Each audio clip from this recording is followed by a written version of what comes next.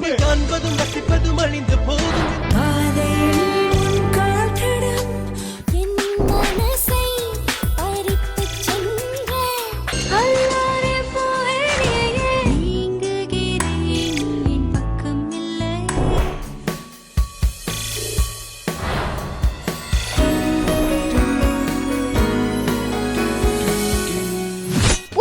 செக்மெண்ட்ல எப்போதுமே ரிலீஸ் ஆக போற ஒரு படத்தை பத்தி தான் நம்ம பேசுவோம். இந்த செக்மெண்ட்ல இது வரைக்கும் எத்தனையோ படங்களை நம்ம பார்த்துட்டோம். ஸோ இந்த வாரம் இந்த எபிசோட்ல கூடிய சீக்கிரமே மலேசிய மற்றும் சென்னை திரை அரங்குகளை கலக்க போற ஒரு மலேசிய திரைப்படத்தை பத்தி தான் பேச போறோம்.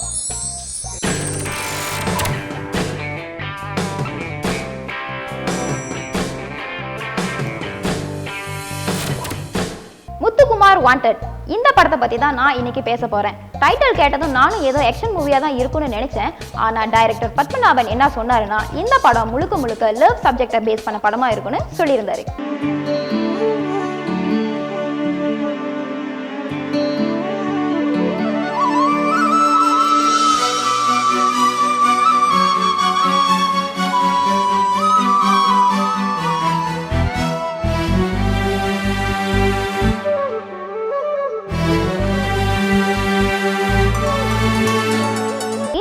தியேட்டர்ஸ் வழங்கும் இந்த திரைப்படத்துல 50% மலேசிய நடிகர்களும் another 50% சென்னையை சேர்ந்த நடிகர்களும் நடிச்சிருக்காங்க.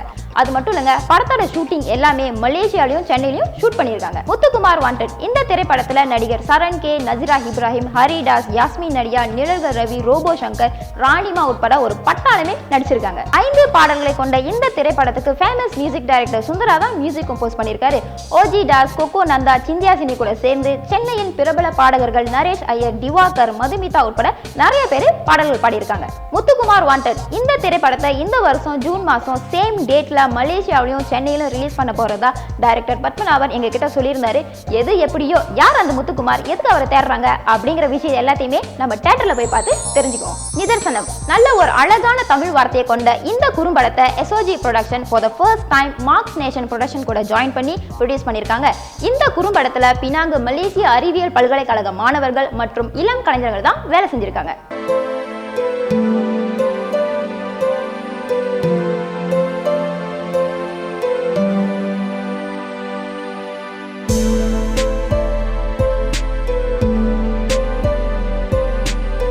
நிஜங்களை உணராமல் தன்னை சுத்தி என்ன நடக்குதுன்னு தெரியாம ஒரு ஆடம்பர வாழ்க்கையை வாழ்ற ஒரு இளைஞர் மற்றும் இன்னைக்கு கஷ்டப்பட்டு சம்பாதிச்சாதான் அடுத்த நேரம் சாப்பாடு நிச்சயம் அப்படிங்கிற ஒரு சிறுவனின் கதையோட தான் படம் ஸ்டார்ட் ஆகுது. ஜவ்வு மிட்டாய் மாதிரி வளவள கொலகொலன்னு இல்லாம சொல்ல வேண்டிய விஷயத்த மக்களுக்கு புரியுற மாதிரியும் மனசை உருக்குற மாதிரியும் ரொம்ப அழகா 9 நிமிடங்கள்ல படத்தை எடுத்திருக்காரு டைரக்டர் கோமகன் மாதவன். யோகனேஸ்வரி தான் நிதர்சனம் குறும்படத்திற்கு ஸ்கிரீன் பிளே எழுதியிருக்காங்க. ஜெகன் ரெட்டி, கௌசல்யா சண்டர், நவீன்ராஜ் முருகையா தான் முக்கிய வேடத்துல நடிச்சிருக்காங்க. இந்த வாரம் புது வரவு செக்மெண்ட்ல முத்துக்குமார் வாண்டட் திரைப்படத்தையும் நிதர்சனம் என்னும் குறும்படத்தை பத்தி நம்ம பேசணும். இதே மாதிரி நெக்ஸ்ட் எபிசோட்ல இன்னும் சூப்பரான விஷயங்களை உங்களுக்கு கொடுக்கறதுக்காக நான் இப்பவே கிளம்பினாதான் சரியா இருக்கும். till then signing off, கலை உலகம் நீதா.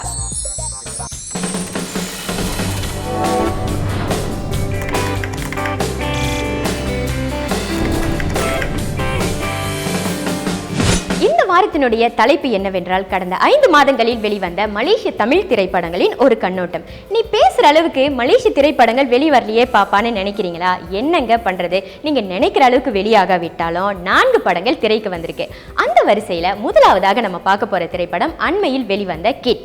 ஒரு சில நாட்கள் மட்டுமே திரையிடப்பட்ட கிட் திரைப்படம் வெளிவந்த செய்தியே எங்களுக்கு தெரியாதுன்னு சொல்றாங்க. நான் என்னங்க பண்றது, அம்மாடியோ இதை கேளுங்கன்னு தான் சொல்ல முடியும். சரி, இந்த திரைப்படத்தை பத்தி கலைத்துறையை சம்பந்தப்பட்ட ஒருத்தர் பேச வராரு. பொறுத்திருந்து பார்ப்போமா? எனக்கு ஏன் அந்த படம் பிடிச்சிருந்துச்சுன்னா, நான் அதிகமாக இந்த European movies, French movie, film festivals பார்க்குறேன். அப்போ நான் அந்த மாதிரி இன்டர்நேஷ்னல் ஸ்க்ரீன்ஸ் அதிகமாக பார்க்கறதுனால தமிழ் படங்கள் பார்க்கறத குறைச்சிக்கிட்டே வரதுனாலையும் இந்த மாதிரி படங்கள் பார்க்கறத அதிகமாகிட்டு வரதுனால எனக்கு கிட் படத்தோடைய அந்த கரு ரொம்ப பிடிச்சிருந்துச்சு. ஏன்னா இது வந்து ஒரு தமிழ்நாட்டிலேருந்து வர ஒரு தமிழ் படத்தோடைய சாரல் அதில் இல்லவே இல்லை. இந்த ஆடியோ வீடியோ குவாலிட்டின்னு பார்க்க போனீங்கன்னா yes, they still have to go. என்னோட ஆர்கியூமெண்ட் என்ன, என்னோட சின்சர் ஆர்கியூமெண்ட் என்ன, this industry in Malaysia has to grow. So அப்போ நீ இன்னொன்று பாரு, அஞ்சான் படத்தில் இல்லாத டெக்னிக்கலா, சூப்பர் ஸ்டாரே நடித்த படம் லிங்கா, அதில் இல்லாத டெக்னாலஜியா, they have used almost every technology, எல்லா டெக்னாலஜியும் அதில் பாவச்சிருக்காங்க. டெக்னாலஜி மட்டும் நல்லா, ஆடியோ வீடியோ நல்லா இருந்துருச்சுன்னா படம் ஓடிடும் அப்படின்னு நினைக்கிறியா? இல்லையே, அதுக்கு இந்த படம் எல்லாம் ப்ரூஃப் இல்லையா? So that is one part. But content, அந்த ஸ்டோரி வாஸ் வெரி இம்ப்ரெசிவ். சுருக்கமா சொன்னாலும் சூப்பரா சொல்லிட்டு போயிட்டாங்க. அடுத்ததா நம்ம பார்க்க போற திரைப்படம் அவனானி. அவனானி திரைப்படத்தை எடுத்துக்கிட்டா எல்லாருமே நியூ கமர்ஸ். இந்த படத்தை எடுத்த இயக்குனருக்கு இதுதான் முதல் திரைப்படமாங்க. ஆனா இந்த படத்தை பார்த்த சில பேர் என்ன சொல்றாங்கன்னா, முதல் தடவையா எடுக்கப்பட்ட திரைப்படம் மாதிரியே இல்ல, அவ்வளவு சிறப்பா இருக்குன்னு சுருக்கமா சொல்லிட்டாங்க. அவங்க சொன்னதெல்லாம் இருக்கட்டும், இவங்க என்ன சொல்றாங்கன்னு பார்ப்போம். வணக்கம். மலேசியாவில் வெளிவந்த தமிழ் படம் சில படத்தில் வந்து இடையில பார்த்த படம்னா பார்த்தீங்கன்னா அவனானி. அந்த படத்தில் பார்த்தீங்கன்னா ஆக்சுவலி ஒரு ப்ரொடக்ஷன் வேல்யூ இருந்துச்சு, இல்லைன்னு சொல்லலை. ப்ரொடியூஸ் பண்ணியிருந்தாங்க, ஒரு சர்டன் அமௌண்ட் பட்ஜெட் போட்டிருக்காங்க தெரியுது. ஆனால் என்ன வந்து நான் பார்த்தேன்னா, ஓகே அங்கே ஹியூமர் ஒரு பக்கம் கொண்டு வந்தாங்க, சில மெசேஜஸ் கொண்டு வந்தாலும் அங்கே இந்த டைலாக்ஸ் வைஸ் கொஞ்சம் லேக்காக இருந்ததாக நான் ஃபீல் பண்ணுறேன். மேபி அந்த நம்ம என்ன பண்ணுறோன்னா, அது தமிழ் படம், அதாவது இந்தியா தமிழ் படம் எப்படி இருக்கணுமோ அதே மாதிரி இருக்கணும்னு, அதே மாதிரி காமெடி இருக்கணும், ஜோக்கோ இருக்கணும்னு சொல்லிட்டு நம்ம என்ன பண்ணுறோம், அதையும் இமிட்டேட் பண்ணுறோம், even romance in everything. But மற்றபடி பார்த்தோன்னா தே ட்ரை சம்திங் நியூவில், ஐ மீன் ஒரு சாஃப்டாக நடிக்கிறதுக்கு they try to bring out the performance. நான் வந்து ஓகே மெயின் ஸ்ட்ரீமாக இருக்கக்கூடாது அப்படின்றதுக்காக கொஞ்சம் கொண்டு வர பார்த்தாங்க. இப்போது இதே டைரக்டரோ இதே டீமோ அடுத்த படம் எடுக்கிறது தான் work on the dialogues is very important. நம்ம வந்து இங்கே எப்படி பேசுகிறோமோ அப்படி தான் நம்ம பேசுவோம், இங்கே உள்ள கவரணும். அவங்க இந்தியாவில் பேசுகிற மாதிரி நம்ம பேச ட்ரை பண்ணோன்னா சரியாக வராது. ப்ரொமோஷன் ஓகே, ஒரு ட்ரெயிலர் வந்து எவ்வளோ அட்ராக்டிவ் ஆக்குறீங்க, இப்போ என்னம்மா ப்ரொமோஷன் பண்ணுறீங்க, ரோட் ஷோ செய்கிறீங்களா, பெம்ப்ளெட் கொடுக்குறீங்களா, பிகாஸ் இட் டிடன்ட் ரீச். ஃபேஸ்புக்கில் இத்தனை லைக் வந்திருக்கு ஒரு விஷயம், பட் வந்து doing a movie is one thing, selling a movie is another thing. So ரெண்டு விஷயம் நமக்கு தெரிஞ்சாகணும். இந்த அங்கத்துல அடுத்ததா நம்ம பார்க்க போற திரைப்படம் அகிலேஸ்வரி. சும்மா சொல்லக்கூடாதுங்க, அகிலேஸ்வரி திரைப்படத்துக்கு கொஞ்சம் நஞ்சமாவா விளம்பரப்படுத்தினாங்க. விளம்பரம் ஓஹோன்னு இருந்துச்சு, ஆனா திரைப்படம் அதை பத்தி நான் சொல்ல மாட்டேன். அடுத்ததா ஒருத்தர் வருவாரு, நீங்களே பார்த்து தெரிஞ்சுக்கோங்க. ஓகே, இந்த வருஷம் வந்த திரைப்படங்களில் வந்துட்டு உள்ளூர் திரைப்படங்களில் வந்துட்டு நான் பார்த்து எனக்கு பிடிச்சதுன்னு சொன்னால் நிறைய படம் பார்த்தேன். எனக்கு பிடிச்சதுன்னு சொன்னால் அகிலேஸ்வரி நல்ல ஒரு திரைக்கதை கொண்ட ஒரு அம்சம் கொண்ட எடுத்திருந்தாங்க படத்தை. அதில் நடித்த நடிகர்லாம் வந்து நல்லா நடிச்சிருந்தாங்க. முக்கியமாக உதயா வந்துட்டு அவருடைய கேரக்டர் நல்லா கேரி பண்ணியிருந்தார். ஸோ அந்தமாரி இன்னும் நிறைய கலைஞர்களுடைய கேரக்டர் வந்து நல்லா பண்ணியிருந்தாங்க. ஸோ அந்த வகையில் எனக்கு பிடிச்ச படம் வந்துட்டு அகிலேஸ்வரி. நம்மளோட உள்ளூர் படங்கள் பார்த்திங்கன்னா வந்துட்டு நாளுக்கு நாள் வந்துட்டு ரொம்ப முன்னேறிக்கிட்டு வருதுன்னு சொல்லணும். டெக்னிக்கலி மற்றும் கேரக்டர் கேரி பண்ணுற விதம் நம்மளோட நடிகர்லாம் வந்து நல்லா பண்ணிக்கிட்டு இருக்காங்க. ஸோ அகிலேஸ்வரி படத்தில் பார்த்திங்கன்னா டெக்னிக்கலி நம்ம கிராஃபிக்ஸ் எல்லாம் பார்த்தோன்னா நல்லா வந்து பயன்படுத்தி எடுத்திருந்தாங்க. இருந்த போதிலும் சப்போர்ட் இல்லாத காரணத்தில் வந்துட்டு ரொம்ப பேர் ஈஸியாக சொல்லிடுவாங்க ஃபெயிலியர் ஆயிடுச்சு அப்படின்னு சொல்லிட்டு. ஸோ ஒரு படம் ஃபெயிலியர் ஆகுது வந்துட்டு நாட் ஒன்லி பிகாஸ் அவங்க வந்துட்டு எடுத்த விதம் சரியாக இல்லாமல் அந்த காரணம் மட்டும் சொல்ல முடியாது. அந்த படத்துக்கு நமக்கு கொடுக்கக்கூடிய சப்போர்ட்டில் தான் வந்து அந்த படம் நல்லா ஒரு வசூலை வந்துட்டு கண்டுச்சு அப்படின்னு சொல்லக்கூடிய வாய்ப்பு நிறையா இருக்குது. ஸோ அந்த வகையில் மக்கள் வந்துட்டு சப்போர்ட் பண்ணியே ஆகணும் இந்தமாதிரி படங்களுக்கு.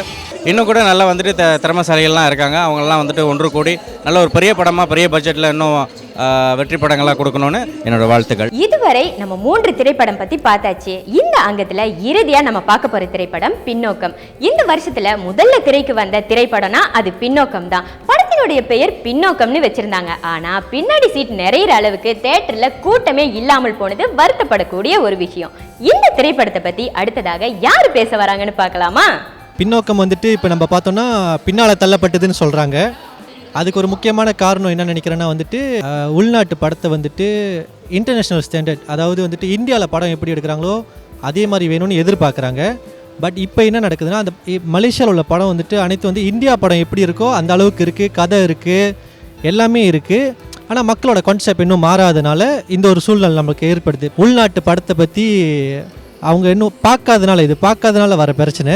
அவங்க பார்க்காம மலேசியா படம் தானே அப்படின்னு அலட்சியமாக எடுக்கிறனால வர பெரிய பிரச்சனை தான் பின்னோக்கம் பின்னால் தள்ளப்பட்டது. இந்தியாவில் வந்துட்டு ஒரு படம் வந்து லான்ச் பண்ணுறாங்கன்னா அந்த ஆடியோ லான்ச்சாக இருக்கட்டும், படம் லான்ச்சாக இருக்கட்டும், இப்போ லைக் சன் மியூசிக் சொல்லிட்டு ஒரு டீம் இருக்கும், அந்த டீம் எடுத்து செய்வாங்க. பப்ளிசிட்டி வந்து பெருசாக இருக்கும். நம்ம மலேசியாவில் வந்து நீங்கள் பார்த்தீங்கன்னா பப்ளிசிட்டி பண்ணுறதுக்கு ஆள் இருக்காங்க, பட் இருந்தாலும் அந்த அளவுக்கு போய் ரீச் ஆக மாட்டேது. இன்னும் வந்து பப்ளிசிட்டி, இன்னொன்று வந்துட்டு நம்மளோட கருத்து அந்த மாதிரி இருக்குது. நம்மளோட மலேசியா படம்னா வந்துட்டு குவாலிட்டி வந்துட்டு அந்த அளவுக்கு இல்லை, அந்த மாதிரி ஒரு கான்செப்ட் இருக்கிறனால படம் வந்துட்டு ஓட மாட்டுது. பட் எனிவே வந்துட்டு இப்போ உள்ள படம், மலேசியா படம், உள்நாட்டு படம் நல்ல குவாலிட்டியில் இருக்குது. இப்போ நீங்கள் மைந்தன்லாம் பார்த்தீங்கன்னா நல்ல குவாலிட்டியான படம், எல்லாருமே பார்க்க வேண்டிய படம். எல்லாருமே மலேசியாவில் உள்ளவங்க பார்த்தாங்களே மைந்தன் மலேசியா படமாக கேட்குற அளவுக்கு இருக்குது படம். ஸோ இதெல்லாம் வந்து மக்கள் வந்து பார்க்கணும், சப்போர்ட் பண்ணணும். முக்கியமாக நம்ம இந்தியர்கள் வந்துட்டு உள்நாட்டு படத்துக்கு சப்போர்ட் பண்ணோம். இதுவரை வெளிவந்த மலேசிய தமிழ் திரைப்படங்கள் பற்றி எல்லாரும் அவர்களுடைய கருத்துக்களை நச்சுன்னு சொன்னாங்க. என்னதான் மலேசிய திரைப்படங்கள் வந்து கொண்டே இருந்தாலும் கடந்த வருடம் வெளிவந்த மைந்தன் திரைப்படத்தினுடைய வசூலை இன்னமும் எந்த ஒரு படமும் முறியடிக்கவில்லை என்பது குறிப்பிடத்தக்கது. இறுதியா சுவர்ணா என்ன சொல்ல வரேன்னா, பல பெரிய சவால்களை எதிர்கொண்டு ஒவ்வொரு இயக்குநர்களும் தயாரிப்பாளர்களும் தங்களுடைய படைப்புகளை வழங்கி கொண்டு வராங்க. கொடுக்கப்படும் கதாபாத்திரத்தை ஏற்றுக்கொண்டு நடிகர்களும் சிறப்பான நடிப்பை வழங்கி கொண்டு வராங்கன்னு தான் சொல்லணும். என்னதான் படங்கள் வந்து கொண்டே இருந்தாலும் படத்தினுடைய கருத்து ஒவ்வொரு மக்களையும் போய் சேர்வதுதான் படத்தினுடைய வெற்றின்னு சொல்லி இந்த வார அங்கத்துக்கு ஒரு முற்றுப்புள்ளி வைத்து உங்களிடம் இருந்து விடை பெறுவது கலையுலகம் ஸ்வர்ணா. வணக்கம் அன்பான ரசிகர்களே, என்ன இன்னைக்கு நான் வந்திருக்கேன்னு பாக்குறீங்களா? நீதாக்கும் ஸ்ரீக்கும் லைட்டா ரசித்து விட்டுட்டு நான் வந்திருக்கேன். சிசிடிவிக்குன்னு இருக்கிற ஒரே சிங்கம் தஷன் தானே. இதோ உங்களுக்கான சிசிடிவி செக்மெண்ட்.